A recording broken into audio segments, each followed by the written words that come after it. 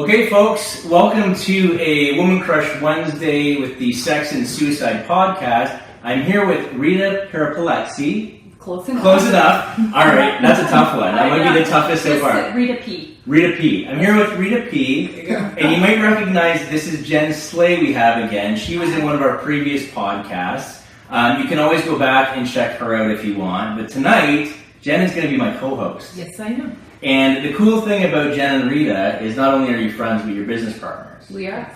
And we'll get into that. But first and foremost, this is Woman Crush Wednesday. It's all about female empowerment. And Rita, you are in the spotlight this evening. So Rita says that there's a little bit of a story behind the business that you two started. Mm-hmm. Does that have to do with your personal life? Yes. Okay. Yeah. So speak loudly when you want to. Yes. Yes. You are. Sorry. That's okay. You are going to vocalize. I'm usually really good at speaking loud. I'm usually the one that's told to tone it down. But of course now. It's because it's so quiet in here, right? Maybe. But don't worry, it's just us here. Feel free to try to match my voice if you can. Okay. I will try and match your voice. So yes, thank you very much. So Rita has told me, ladies and gentlemen, we're not going to disappoint you. It's going to be a very exciting broadcast this evening, but sex is off limits for this evening. And she probably didn't even want me to say that, but we're going to get that out of the way. So let's start with Rita's story. Rita came with notes, and I really want to hear what she's got written in front of us tonight. Yeah. So let's tell me about yourself. Tell me about you. Well, I think in order to make the story relevant, why don't we start with PinkInk and what PinkInk stands for? Sure. Because I think for the audience to really understand who we are and where we came from, it's nice for them to know what we stand for today. Sure. It will help to put everything into context later. Yeah, it's your story, shape it how you want. Thank you. Thank so you. The company is called PinkInk. PinkInk. So tell me about PinkInk and how you guys started this company. Mm-hmm. So PinkInk is an image and lifestyle type of coaching and consulting company. Okay. And Jen and I met, oh my goodness, I want to say probably 10 years ago.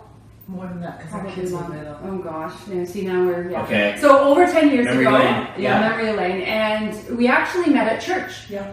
That's where we met, and we. What kind of church? Like, are you guys It's a Christian church? Christian church. Okay. Yeah, we're both of the same faith, and I'm quite faithful actually. Before we even left our car today, we held hands and said a prayer. Oh, good for you. So That's cool. Anytime we have any type of big event or something that we are very to start our business meetings. everything. Yeah, we really sort of thank God for everything He's given us. Wow. And allows us to, really provide that inspiration to people. So you both very strongly, I know you do for sure, but you both have a more of a gratitude mindset. And you're thankful for what you have rather than what you're lacking. Absolutely. Yes. Okay, I like that very approach. much. Regardless of what religion you're from, that's always a good way to live. Yes. Yeah. So, okay. So then we met over 10 years ago, and at that point, Jen was involved with Mary Kay. She was in the Mary Kay industry and was doing quite well for herself, and we connected that way. And then somehow in there, I joined with Mary Kay, and I believe I was in her line, up her line. She was my director at one point. So network marketing didn't ruin a relationship for once. No. That actually brought us together. Good, because you hear some horror stories, and actually, in all fairness, I've been in network marketing. Yeah. I think it's great. It depends on the product and how passionate you are about the product. So. And how good the product is, right? Absolutely. So we met there, and we did that for a couple of years.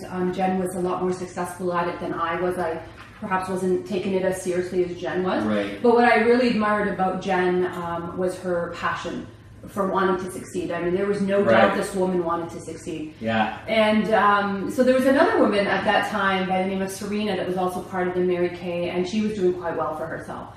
So fast forward maybe a year or so, and I was off with my third child. Okay. Off on mat leave and sort of quiet with the whole Mary Kay situation. And Jen and Serena started a business together doing bridal makeup, because what they found, and we found this later too, is that we enjoyed putting makeup on women and the feeling that they got when they looked in the mirror, rather than selling the lipstick. It wasn't about the lipstick, it was the feeling that we gave them. Right, when they were all done up. When they were all done out. Right. I mean, that was Glint in the eyes. Yes. Yeah. It was really quite empowering for us. We really enjoyed that part. So the two of them started doing bridal makeup and prom, and I don't know, go ahead, at some point. So, well, it was at the beginning. Yeah. At the beginning of that, what we did is we just said, it would be good if there were three of us, because then, their third person can break the tie vote, when we're making decisions about business. I see. So- That's a good idea. I don't know. I'm the tiebreaker. Yeah. Tiebreaker, Okay. right? So we said, okay, well, let's think about who we would want. And right away, Serena was like, well, what about Rita? And I was like, yeah, she'd be great. She'd be great. And so we approached Rita, and Rita was like, yeah, I'd love to. So we started as a makeup service company. Yes. Okay, so what was the name of that before? It was called PinkInk. Okay, so Yeah. PinkInk, how long has PinkInk been around now then? 5 years now.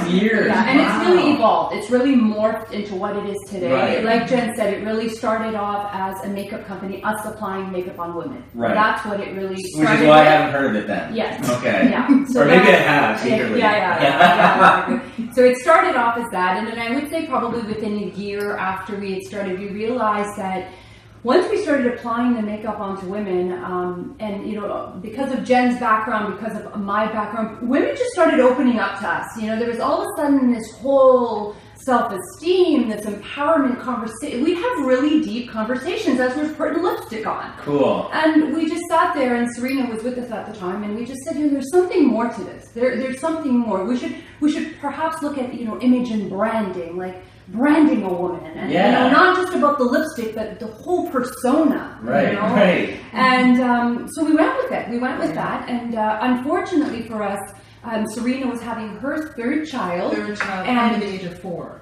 Yeah, so she had 3 little Wow. ones, really right after each other. It's a lot of work. Yeah. Yeah. And she was wonderful to work with. She really was. She was Right. another woman that was just as driven as us, loved the beauty industry as much as Sure. we did, and it was really a pleasure working with her. And but she had to step back, and we respected that. As much as we tried to beg her to stay in various ways, we really tried. Yeah. It wasn't for her family. It would make her family life a lot difficult. We didn't want to get between that, so she stepped down. Yeah. And then Jen and I needed to decide what we were going to do with it. So from there, we sort of moved it forward to become more of that image. It became more of an image company at that point. And we started providing workshops for women. We developed workshops. We have this Diva by Design program. We did a workshop up in Collingwood. Face of PinkInk. Oh, Face of PinkInk. Yeah, that was a big one too. So we wanted to give women an opportunity to have a day of pampering. So for a nominal fee, I think it was only $25, they would get their hair, their makeup, an outfit put together, jewelry, and a professional photo shoot. Oh, And we made it a day. Very And cool. one thing that we've really made ourselves really proud of is the fact that we've been able to collaborate with people. We have, in our various personas, have had different companies that we've worked with, and we find very credible. Yeah. So we were able to collaborate and work well with them, and we were able to bring that together. So we partnered with a hairdresser, we did the makeup, we partnered with somebody who was able to provide the clothing, the jewelry, the photography. Right. So they all Right. had a piece to play. Sure. And then at the end, each woman received this beautiful image of them. Right. And they even ran a contest, actually. Because the idea behind it is that one person was supposed to be the face of PinkInk for all marketing promotions, Okay. our websites, and Smart. any I type like of that. marketing, right? Yep. But it ended up 3. Yes, because we couldn't decide, We right? decided different age brackets Yes. because it wasn't fair for a 17-year-old to be competing with a 55-year-old. Right. Like, Yeah, sure. They're beautiful in different ways. Right, Exactly, yeah. So is it all based on like exterior appearance, or did you kind of base it on the person behind the photo? It was all encompassing. It was holistic. Yeah. And So even there was a question. Yes, there was a question they had to fill out. And even actually, I want to say the second or third year, we actually had a panel of judges. Do you remember? Yes. So we had finalists, and we had a panel of judges of, sort of local celebrities from the community. Denise Cool. Pellier was one of them. Denise Pelly was one. Yeah. And then I had a contact in England who was a professional model. Yes. Okay. So yes. she was one, and then a photographer here in London. That's right. Very so, cool. It started as that. That was sort of our big gig to get PinkInk out there, and that's Yeah. really where the name became And something. did that work? It did. Yeah, good. It certainly did, and to the point where people would actually ask us the following year, Yeah. are you going to run the contest again? Are you going to run it again? It was a lot of work. Yeah, I bet. It was a lot of work to run it, but so we kind of went away from that, and then what did we do, Jen? We've done a whole bunch of different things. Events. One of the things that we're really proud of is when we started PinkInk, we said we have to give back to the community. Yeah, yeah. You so- always do that, which I love about you. Yeah. It's always something Yes. to give back in a way, Absolutely, right? absolutely. So we ensured that we had some sort of fundraiser every year to give back to the community. The first year, I believe it was anti-bullying. Yeah. Yes, Yeah. Youth on Fire. Youth on Fire. Yeah. Yeah, it was a concert. And so we had a concert in Sidet. I don't know if you've met with Sidet yet. No. You have to get Sidet on your Yeah. show. Okay, all right. Yes, quite good. Okay. So we had a concert. It was at Wolf Performance Hall. It was amazing. Yeah. It was beautiful. Yeah. And then the year after it was Swim, Single Women in Motherhood. Yes, that's right. Yeah, Very and cool. so every year it's something we partner and we do something. Yeah. So it's been one thing after another, and then just recently we've started doing more of sort of an image and lifestyle. We've also, again, been collaborating with Street Boutique Canada.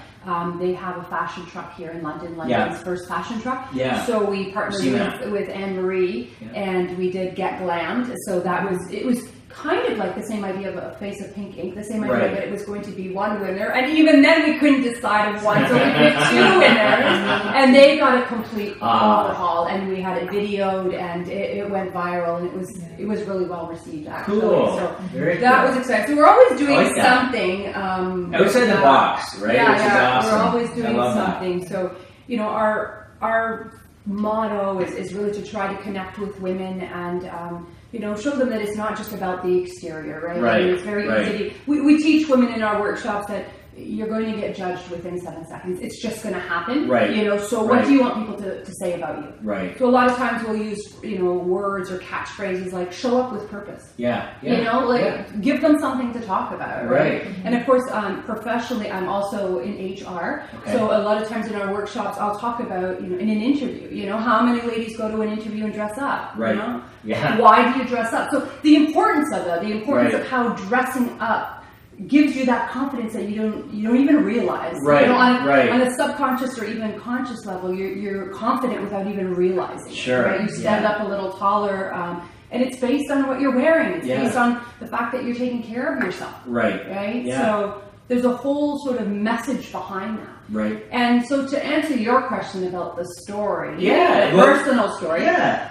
I know that in the summer last year we were presenting to a group of women, and they asked us, why do we like doing what we're doing? You're clearly very passionate about it. We both are, of you. absolutely, and Yeah. So there's something to there's this. something that drives us, Yeah. right? And we're about confidence and self-esteem and empowering. And the reality is that's not where I came from. Okay.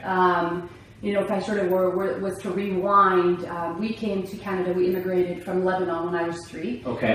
We left a war-stricken country. We escaped and came to Canada here. So my first 3 years were full of bombs, and that's sort of, and they say the first 5 years of your life shape you. Yep. Right. So I'm coming to Canada with this, baggage. Without even knowing, right? And even if I look back in my kindergarten school picture, I was this timid little soul. Like I'm looking, most kids are smiling, and I just have this look on my face, and I'm like, wow, look at that. Yeah. So it started from that, and then we came to Canada. We had nothing. There was no money. My parents did not speak the language, and so we lived in poverty for years because there was no English, there was no money, So, and my dad was very resourceful. I mean, it wasn't for lack of trying, but it's hard. Yeah. It's hard when you don't have anything. There's no foundation to start with, right? Did you leave because of all the violence that's Absolutely, happening? absolutely. And how did you pick? Did you pick London, or did you end up somewhere else to No, start? we started in Canada. In London. In London? We started there. My dad moved us here. We did have my uncles. There was a couple of them here, so they helped a little bit to bring us over. But even coming here was an ordeal. Quite honestly, my dad arrived first. My mother we ended up on a plane with Olympians. We landed in Russia. My mother got severely sick for 3 days in Russia. Wow. So my brother was one way, I was another. Like it was just the whole experience was quite exhausting from when my mom tells me. Absolutely, right? yeah. So we come here, we live in poverty for a number of years, but then my parents and my dad decide we need to move to Calgary because it was booming. Okay. But before that, when I was about 5, we were in this massive car accident involving